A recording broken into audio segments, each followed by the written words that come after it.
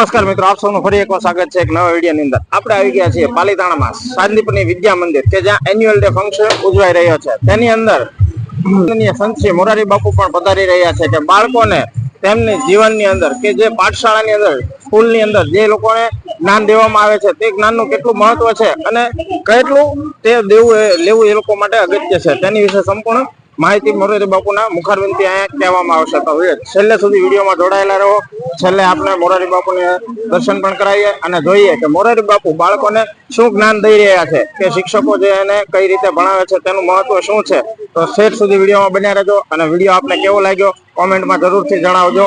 જો આપના વિડીયો પસંદ આવે તો લાઈક, શેર અને સબસ્ક્રાઇબ કરી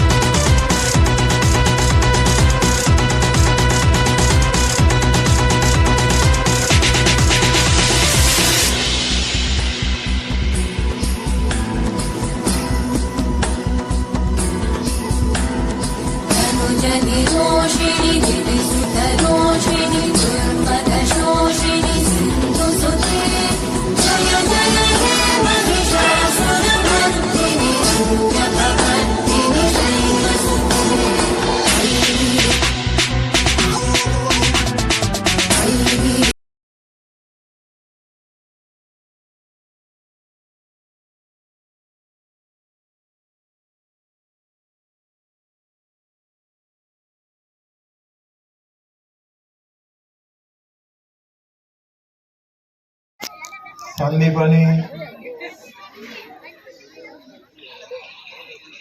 શિક્ષણ સંસ્થા એમના વાર્ષિક ઉત્સવ નિમિત્તે આ એક સમારંભનું આયોજન થયું. એમના સૌ સૂત્રધારો, આ પ્રસંગે ઉપસ્થિત સૌ પૂજ્ય ચરણમાં મારા પ્રણામ.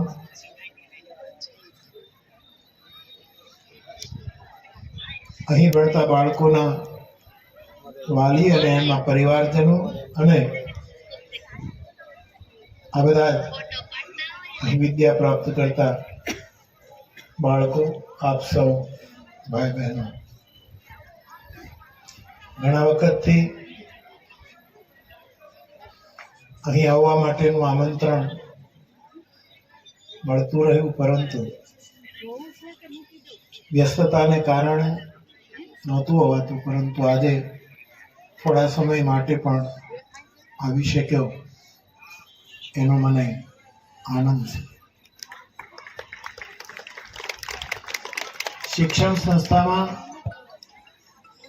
શિક્ષણ કેવું હોવું જોઈએ, અને આ સંસ્થાની સાથે તો સાંદીપની નામ જોડાયું છે. આના પર ઘણું કહી શકાય, પરંતુ યોગ વાસિષ્ઠ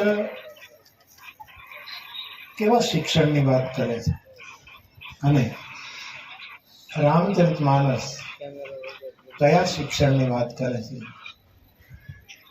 યોગ વાસિષ્ઠ આપ સૌ જાણતા હશો, વાલ્મીકી રચિત છે. એની રચના વાલ્મીકીજીએ કરી છે, અને વાલ્મીકી જ શ્રદ્ધા જગતમાં એમ કહેવાય છે કે તુલસીદાસ રૂપે અવતર્યા છે. એટલે એક જ ચેતના વાલ્મીકીના શરીરમાં હોય ત્યારે યોગ વાસિષ્ઠ નામના ગ્રંથમાં એ શિક્ષણની કઈ વાત કરે છે. વાલ્મીકીનો કાળ બહુ જ જૂનો, એના પછી કેટલા પ્રવાહો આવ્યા છે શિક્ષણ સંસ્થાઓમાં, વિદ્યા ક્ષેત્રમાં.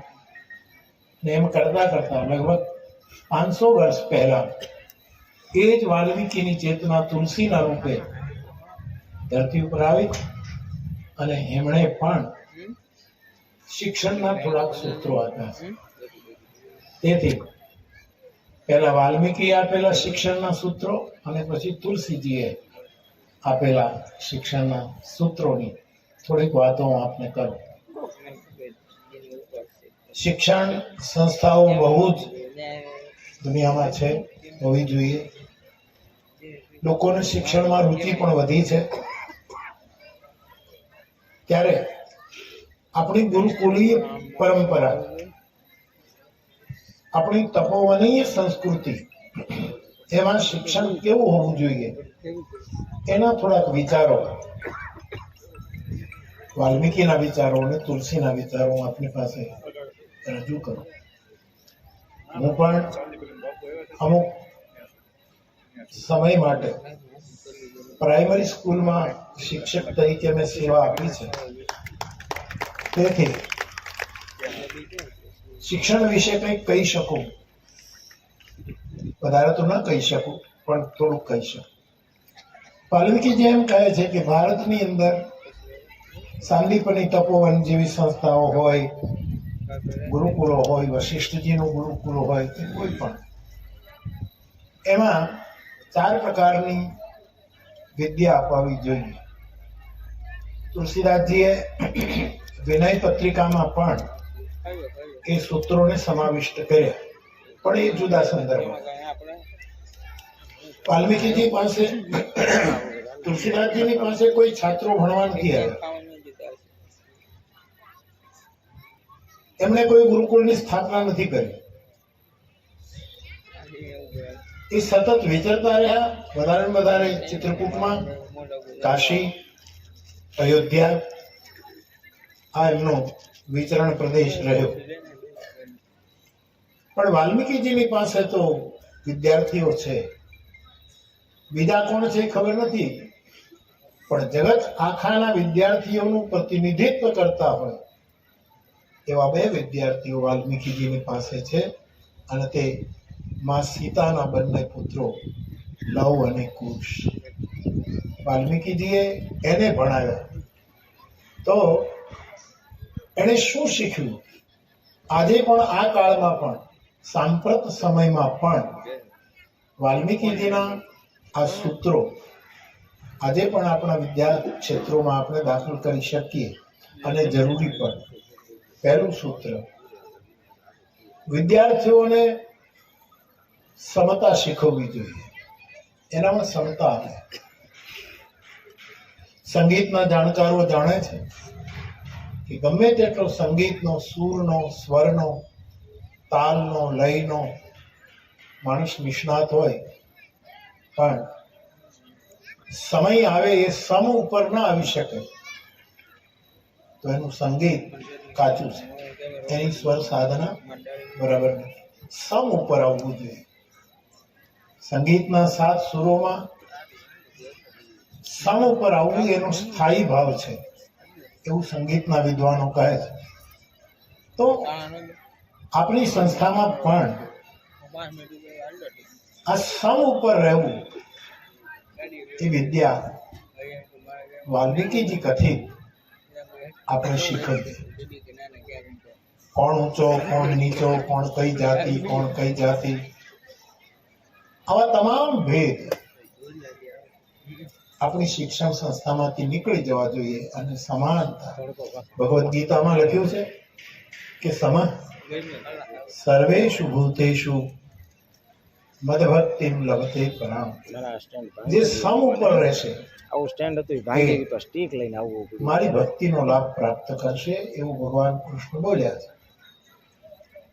તો વાલ્મીકીની શિક્ષણ જે પદ્ધતિ છે, જેના કેન્દ્રમાં લવકુશ છે અને એને સંગીત શીખ્યું, એટલે સંગીતમાં તો મેં કહ્યું તેમ સમની બહુ જ પ્રધાનતા હોય. બીજું, કેવા વિચારો કરવા?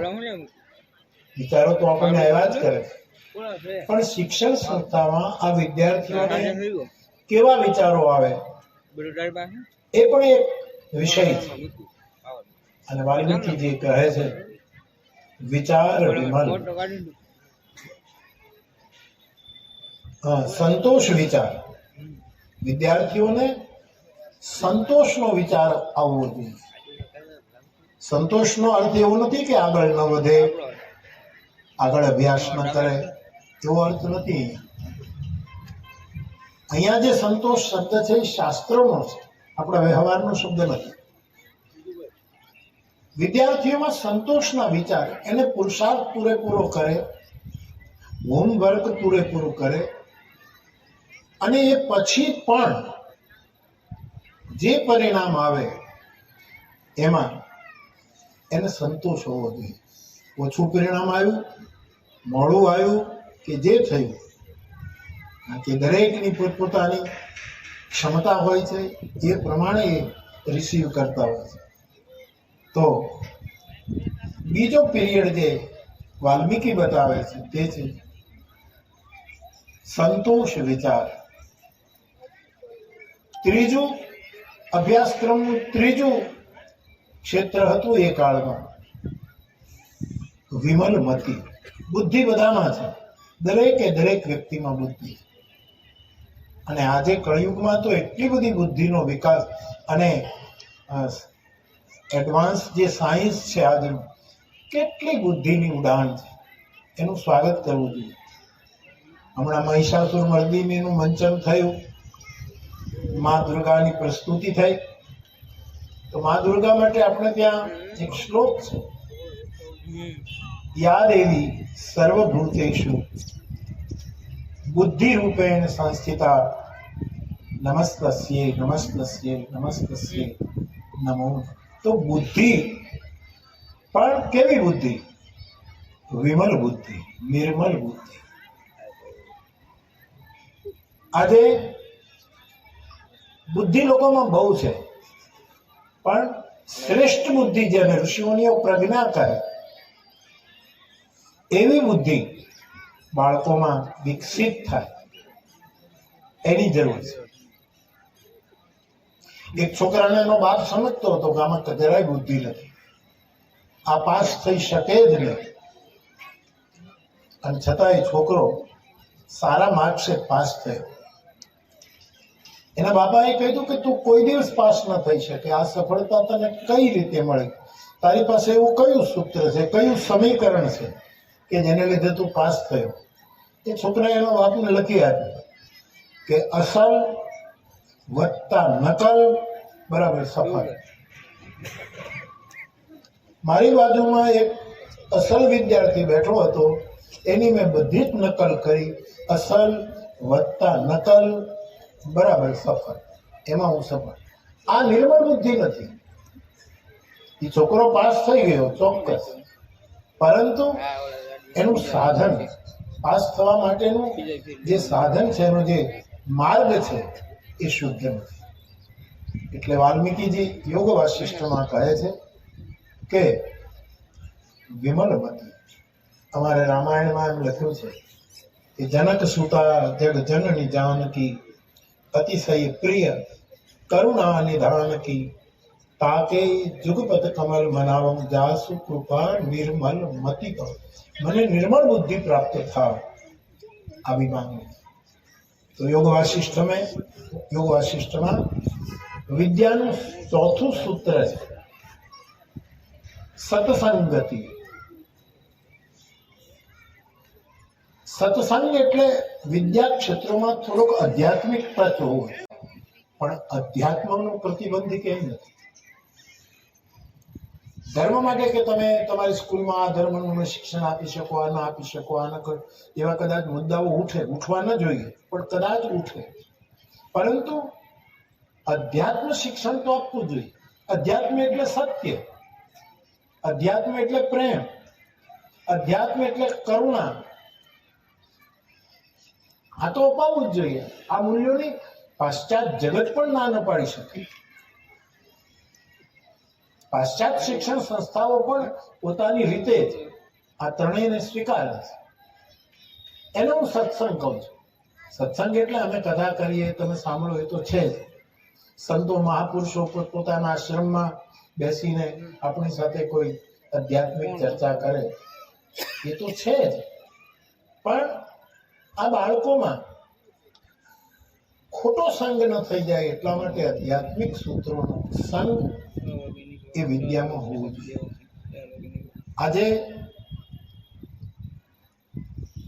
મોટામાં મોટી ક્રાઇસિસ, મોટામાં મોટી કટોકટી હોય તો એ છે સંગ દોષ. અને તેથી આ ચોથું સૂત્ર પણ આપણે સમજવું. જેટલા જેટલા ચિંતકો થયા હોય, જેટલા જેટલા દાર્શનિકો થયા હોય, જેટલા જેટલા બુદ્ધ પુરુષો થયા હોય અથવા તો હોય, એ બધાના જીવનમાં એને શું પ્રાપ્ત કર્યું, શું સાધ્યું, એની વાતો પણ આ બાળકોને આધ્યાત્મિક રીતે પહોંચાડવી જોઈએ. કરુણા છે કે આપણા પાઠ્યપુસ્તકો પણ ખૂબ જ વચ્ચેના કાળમાં અનેક લોકો આપણા ઉપર શાસન કરી ગયા. આટલા વર્ષો સુધી અંગ્રેજો આવ્યા, એના પહેલા બીજા લોકો આવ્યા, એને આપણા બધા જ પાઠ્યપુસ્તકો ફેરવી નાખ્યા. તમે ગણતરી કરો તો બીજી વધુ એટલી બધી માત્રામાં આપણે ત્યાં આવે, આપણું જે છે એ ભૂલાય, માત્રા ઓછી થાય. હવે થોડોક સુધારો થતો જાય છે આપણી પ્રાચીન સંસ્કૃતિ. તો આ બધાને હું સત્સંગ કહું છું. સત્સંગ સ્કૂલ શરૂ થાય ત્યારે ભલે 5 મિનિટ તો 5 મિનિટ પ્રાર્થના થવી જ જોઈએ. જે સ્કૂલનો આરંભ પ્રાર્થનાથી નથી થતો, એ પ્રાથમિક શિક્ષણ પણ સારું ના આપી શકાય. પ્રાર્થના કઈ પ્રાર્થના એ સંસ્થાઓ નક્કી કરે. આ બધા સત્સંગની અંદર આવેલા સૂત્રો છે. એટલે વાલ્મીકીજી લવકુશને અને અન્ય છાત્રોને પોતાના ગુરુકુળમાં ભણાવે છે ત્યારે આ 4 સૂત્રો ઉપર ભજન થાય છે કે એનામાં સમતા આવે, એનામાં સંતોષ વિચાર આવે, એનામાં નિર્મળ બુદ્ધિ વિકસિત થાય અને એને આધ્યાત્મિક સ્પર્શ થાય. સદભાગ્ય તમારા જે મુખ્ય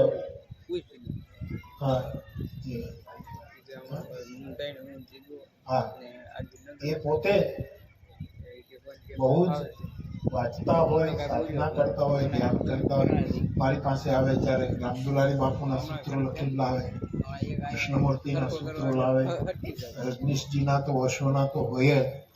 આ બધું લાવીને મને ક્યારેક ક્યારેક બતાવે તો એની પસંદગી જોઈને મને આનંદ થાય કે આ સારી વસ્તુ છે, ઘણી સારી. આ વસ્તુને સરળ કરીને આવો સત્સંગ બાળકો સુધી પણ પહોંચવો રહ્યો. અને અહીંયા સંભાવના છે, કારણ કે તમારા સૂત્રધારો આવું બધું વિચારે છે, આવું વાંચે છે, આવામાં એને રુચિ છે. તો 4 વસ્તુ વાલ્મીકીના સમયમાં શિક્ષણ માટે. એ જ વાલ્મીકી તુલસી બન્યા અને પછી રામચરિતમાનસમાં ભગવાન રામ, લક્ષ્મણ, ભરત, શત્રુઘ્ન ચારેય ભાઈઓ કુમાર અવસ્થામાં આવ્યા, યજ્ઞોપવિત સંસ્કાર થયો અને પછી વશિષ્ઠજીને ત્યાં એ ગુરુકુળમાં અભ્યાસ કરવા ગયા ત્યારે બધી વિદ્યાઓ દોડીને ઈશ્વર પાસે આવી.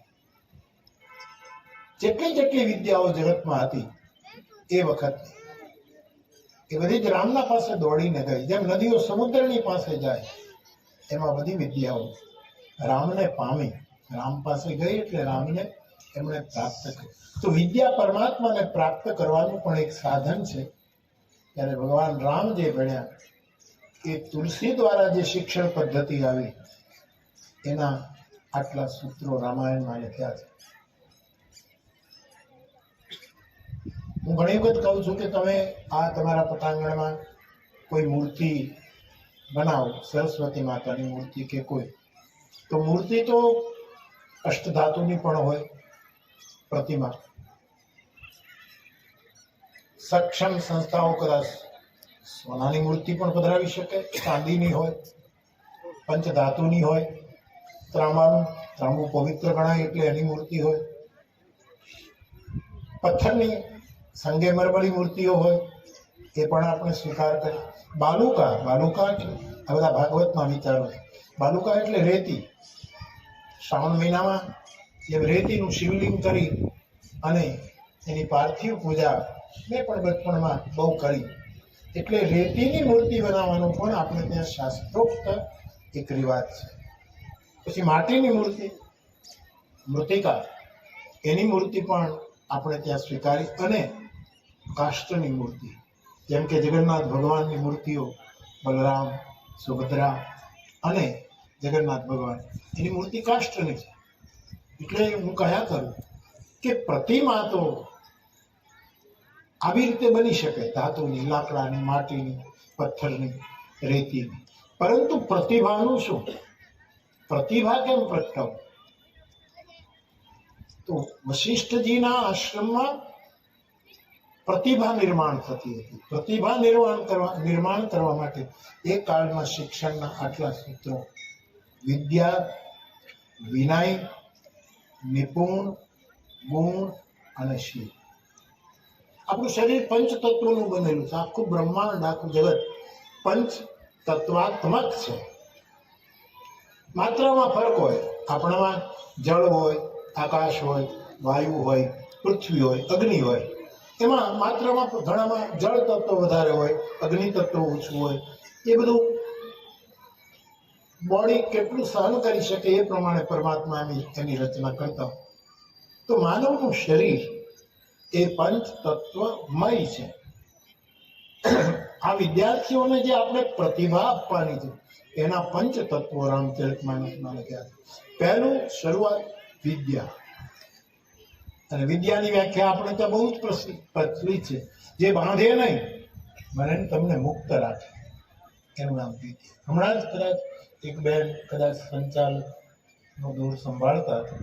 એ કંઈક એમ કહેતા હતા કે બાળકો રમવા જોઈએ, નૃત્ય કરતા હોવા જોઈએ, આ હોવા જોઈએ, એવું કંઈક સમથિંગ કહેવાતું હતું. હું ઘણી વખત કહું છું કે વિદ્યાર્થીઓ પાસેથી તમે ફી લો પણ એને ફ્રી રાખો. ફી લેવી જોઈએ, દેશકાળ પ્રમાણે એનું શોષણ ન થવું જોઈએ. ફી તો લેવી જ પડે આ બધું ચલાવવામાં, પણ એને ફ્રીડમ મળવી જોઈએ, એને ફ્રી રાખો. ફી થોડીક વધારે લેશો તો પણ આ મર્યાદામાં જ લેવી જોઈએ, પણ કદાચ વધારે લો તો પણ ચાલશે, પણ બાળકને ફ્રી રાખો, એ ફ્રી હો. તો એવી વિદ્યા, સા વિદ્યા યા વિમુક્તા, એ મને તમને મુક્ત રાખે, બંધનમાં ના રાખે. તો એ પહેલું તત્વ છે પ્રતિભા નિર્માણ વિદ્યા વિનય. વિદ્યા વિનયેન શોભતે એવા સૂત્રો સંસ્કૃતમાં છે. એટલે બીજું સૂત્ર છે વિદ્યાર્થીમાં વિનય આવવું જોઈએ. વિનયની બહુ જ, જે વિદ્યા વિનય ન આપી શકે એ વિદ્યા બિનુ વિવેક ઉપજાય. અમારે ગોસ્વામીજી ત્યાંથી સૂત્ર ઉઠાવે કે જે વિદ્યા વિનય ના આપે તો એના માટે તમે શ્રમ જ કર્યો છે, મહેનત જ કરી છે, પરિણામ કઈ નથી. એટલે બીજું તત્વ પ્રતિભા નિર્માણ કરવા માટેનું છે અને તે છે વિનય. વિદ્યા વિનય નિપુણ. આપણો વિદ્યાર્થી, આપણી સંસ્થાનો છાત્ર કે બેટી કે બેટો એ કર્મકુશળ થવું જોઈએ. યોગ કર્મસુ કૌશલમ એમ ગીતાએ પ્રતિપાદિત કર્યું. એ કર્મકુશળ, કર્મમાં નિપુણ થવું જોઈએ.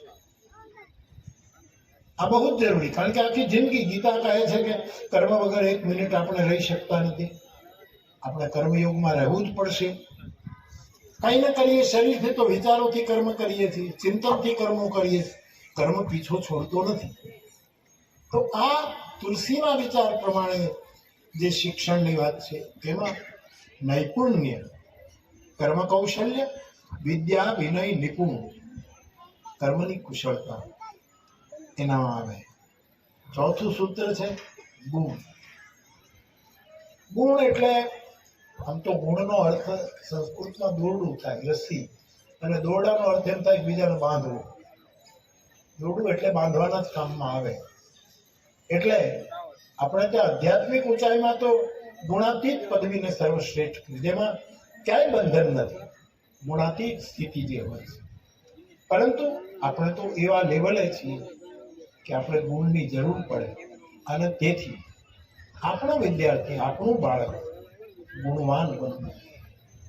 હવે કયા ગુણ?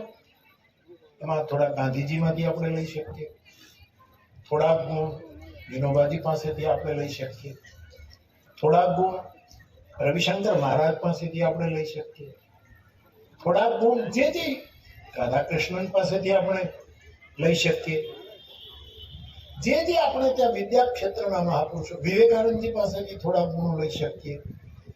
એને શિક્ષણનું પણ બહુ જ કામ કર્યું. આપણે ભાવનગરના તાબામાં છીએ, પાલીતાણામાં છીએ, આપણે મનુદાદા પાસેથી ગુણો લઈ શકીએ. નાના બાપા પાસેથી, જે લોક ભારતી સણોસરાના આ આદર્શ શિક્ષકો, બચુ દાદા, બુદ્ધ દાદા, આ બધા પાસેથી આપણે ગુણો. તુલસીદાસજી લખે છે કે વરસાદ પડ્યા પછી ધીરે ધીરે ધીરે પાણી ખાડામાં ભરાય છે અને આખું તળાવ ધીરે ધીરે છલકાય છે. કઈ રીતે? કે જેની સદગુણ સજ્જન પહેરાવા. સારા ગુણો ધીરે ધીરે ધીરે ધીરે સરોવરમાં આવે. માનવ વિદ્યાર્થીના હૃદય એવા ગુણનો વિકાસ થવો જોઈએ. અને પાંચમું અને છેલ્લું તત્વ શીલ. આ મુકુટ છે. વિદ્યા હોય, આપણામાં વિનય હોય, આપણામાં કર્મકુશળતા, ગમે તેમ કરીને આપણે આપણું કામ કઢાવી શકીએ, ગુણ પણ હોય, આ બધું જ હોય, સ્વાગત છે, જરૂરી છે. પરંતુ શીલનો અર્થ છે ચરિત્ર. શીલ એટલે ચરિત્ર, સીધો સાદો અર્થ. બાકી તો શીલનો બહુ મોટો અર્થ છે. આપણી ગંગા સતી તો એમ કહે શીલવંત સાધુ નહીં પાનભાઈ વારે વારે. બધા સાધુને પ્રણામ કરવા, પણ કોઈ શીલવંત સાધુ મળે તો એને તો જેટલા પ્રણામ કરીએ એટલા ઓછા છે. એનો અર્થ પછી શીલવંત કોઈ સાધુ બેઠો હોય તો બધા પ્રણામ જ કર્યા કરે તો એ થાકી પણ જાય. પણ વારંવાર એને એને એને એ પ્રણમ્ય છે, એ સ્મરણીય છે એવો ભાવ. એટલે કે શીલ. રાવણ પાસે બળ બહુ છે, પૈસા બહુ છે, વિદ્યા પણ બહુ છે. આ માણસની પાસે એવા ઇજનર, એવા આર્કિટેક્ટ, એવા એવા સર્જન કરનારા માણસો છે રાવણ પાસે. એને આખી નવનિર્મિત લંકા મૈદાનો નામના રાક્ષસને લાવી અને એને નિર્માણ કરી. તો બળવાન છે, વિદ્યાવાન છે, વેદનો જ્ઞાતા છે, આખા જગત ઉપર એનો કાબુ છે. પણ રાવણના જીવનમાં એક જ વસ્તુ તૂટે છે અને તે છે શીલ. શીલ એટલે એ સમર્પણ ન કરી શક્યો. આખી જિંદગીમાં અપહરણ જ કર્યું, બીજાનું લઈ લીધું આંચકીને. તો શીલ બહુ. પણ મારે કહેવું જોઈએ કે રાવણના પોતાની અંદર શીલ નહોતું, પણ જેનામાં શીલ હોય એની નોંધ લીધો હતો કે આ માણસ શીલવાન, એની પ્રશંસા કરતો. રામચરિતમાનસમાં એવું લખ્યું છે કે અંગદ જ્યારે સંધિનો પ્રસ્તાવ લઈને ગયો ત્યારે એને કીધું રાવણે હસતા હતા કે તારી સેનામાં અમારી સાથે લડે એવો કોણ છે? એક શૂરવીર તો બતાવ. હે વાનર, તું સંધિ લઈને આવ્યો છો, પણ અમારી સાથે કોણ લડે? મારી સાથે લડે એવું કોણ? તારો માલિક રામ, એ તો એની સ્ત્રીના દુઃખે દુઃખી છે, કારણ કે એની સ્ત્રીને મેં ચોરી લીધા છે. તો એ માણસ શું મારી સાથે લડે? એનો ભાઈ લક્ષ્મણ એના મોટા ભાઈના દુઃખે દુઃખી છે. સુગ્રીવ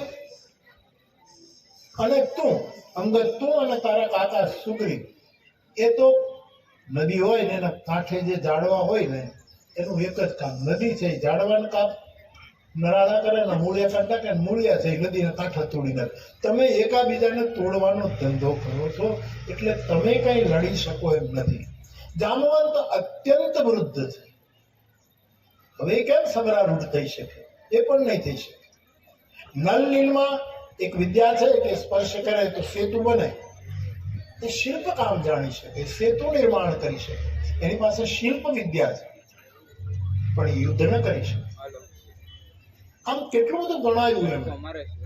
મારો ભાઈ વિભીષણ, એને તો એ તમારા સુધી પહોંચાડવા માટે ખાલી આ મારો પ્રયાસ છે. સાંદીપની સંસ્થામાં સમતા આવે, સંતોષનો વિચાર આવે, વિવેક બુદ્ધિ આવે અને આધ્યાત્મિક ટચમાં. આ વાલ્મીકી પદ્ધતિ અને તુલસીની પદ્ધતિ કુલ 9 છે. આ 9 પૂર્ણાંક છે. 4 વાલ્મીકી પાસે, 5 તુલસી પાસે. વિદ્યા આવે, વિનય આવે, કર્મ કુશળતા આવે, સિમિટી સિમિટી જલ ભરહી તલાવા, જીવી સદગુણ સજ્જન આવે. આપણે કહીએ ને ટીપે ટીપે સરોવર ભરાય, એમ ગુણ આવે. અને છેલ્લે એ બાળક શીલવાન હોય, શીલવંત હોય. આ બધું 9 પ્રકારના શિક્ષણના સૂત્રો. હું નથી માનતો કોઈ શિક્ષણ શાસ્ત્રી ના પાડી શકે. આ 9 સૂત્રો આજના સાંપ્રત સમયમાં પ્રાસંગિક છે. વિશેષ કઈ નહીં કહેતા. હનુમાનજીના ચરણમાં પ્રાર્થના કરું કે આપની આ સંસ્થામાં વિદ્યાના આ પૂર્ણાંકી 9 સૂત્રો વધારે ને વધારે વિકસે અને ત્યાં સુધી વિકસે કે જ્યાં સુધી આપણને વિશ્રામ પ્રાપ્ત ન થાય ત્યાં સુધી એનો વિસ્તાર થાય. એવું વિદ્યાવાન ગુણી અતિ ચાતુર હનુમાનજી મહારાજ માટે કહેવાય. એવા વિદ્યા પુરુષ હનુમાનજીના ચરણમાં પ્રાર્થના કરી આ બાળકો એનામાં આવું બધું આવે અને શિક્ષણ આપનારા શિક્ષકો પણ એટલી જ તૈયારી સાથે આવે અને સૂત્રધારો પણ આવું જ વિચારે. એવી હનુમાનજીના ચરણમાં પ્રાર્થના કરીને મારી પ્રસન્નતા વ્યક્ત કરું છું. આપ સૌને મારા પ્રણામ. જય શ્રી રામ.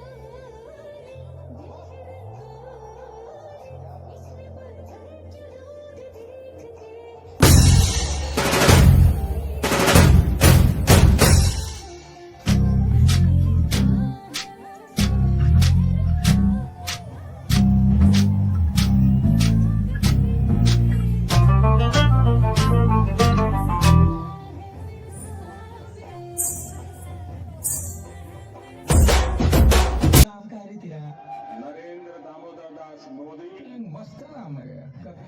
अच्छा बोलो तुम्हारी समस्या क्या है बोलो। चाय वाला प्रधानमंत्री बन गया। हाँ तो ये तुम्हारा समस्या है। गरीब मांगने वाला नहीं होता है, गरीब देने वाला होता है। हाँ तो 500 दिन 500 चलेगा। अब ये चलता नहीं है, तो 200 चलेगा। छूटे पैसे नहीं है। साले का खोपड़ी तोड़ साले। दादागिरी मत क्या बना।